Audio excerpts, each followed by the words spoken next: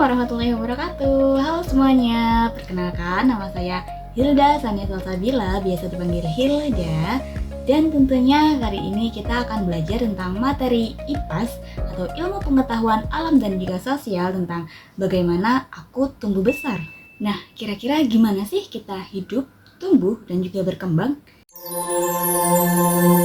Kalian sadar gak sih bahwa setiap manusia itu pasti mengalami masa tumbuh dan juga berkembang, mulai dari masa embrio, janin, bayi, balita, anak-anak, remaja, dewasa, hingga lansia. Pengen tahu gak sih kenapa manusia itu bisa tumbuh dan juga berkembang?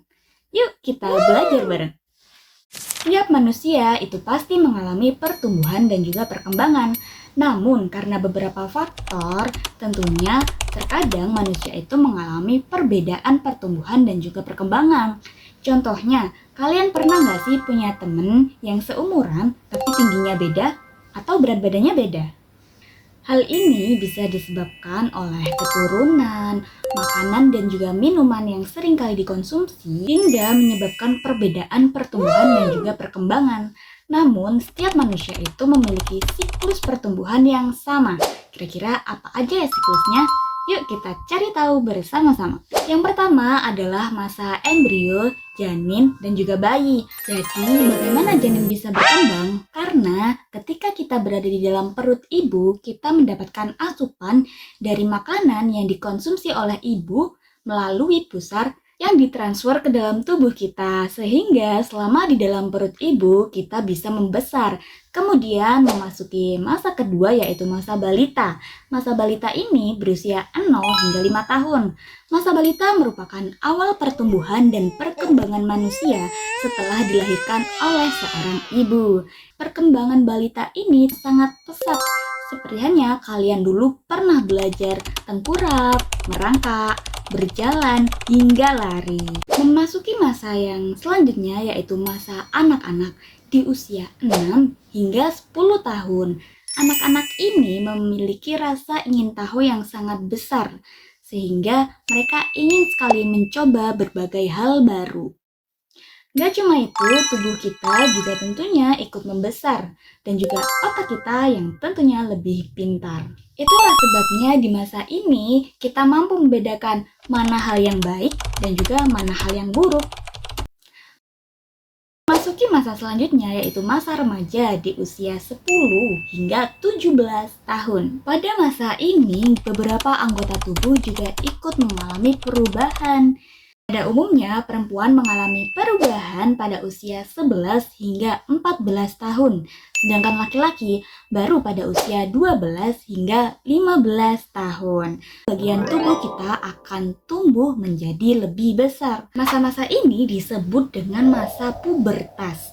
Jadi, adapun perubahan fisik yang terjadi pada saat pubertas dipengaruhi oleh hormon-hormon pada tubuh. Perubahan yang terjadi pada perempuan saat mengalami masa menstruasi, salah satunya adalah dada atau payudara yang semakin membesar. Gak cuma perubahan fisik, perempuan juga mengalami perubahan emosi, seperti suasana hati yang sulit sekali diatur ketika mengalami menstruasi atau haid. Kemudian perubahan sosial, mereka lebih sering bertengkar dan juga berbeda pendapat dengan teman sebayanya. Untuk kalian yang mengalami masa ini, kalian gak perlu malu, karena setiap perempuan pasti nanti akan mengalaminya. Perubahan fisik yang kedua yaitu tubuh kita akan menjadi lebih tinggi. Di masa ini, karena kalian masih mengalami masa pertumbuhan, ketika ingin tubuhnya lebih tinggi, maka kalian harus olahraga yang teratur dan juga makan serta minuman yang bergizi. Perubahan fisik selanjutnya yaitu muncul jerawat. Nah, hal ini juga biasa terjadi di masa ketika kalian sudah mengalami pubertas. Jadi, jerawat itu wajar ya. Jadi, jerawat ini bisa muncul karena hormon yang terjadi pada saat kita mengalami masa pubertas. Kemudian, ketika kita mengalami stres, karena dapat meningkatkan produksi minyak di wajah dan memicu peradangan. Kemudian bisa terjadi karena makanan yang kita konsumsi.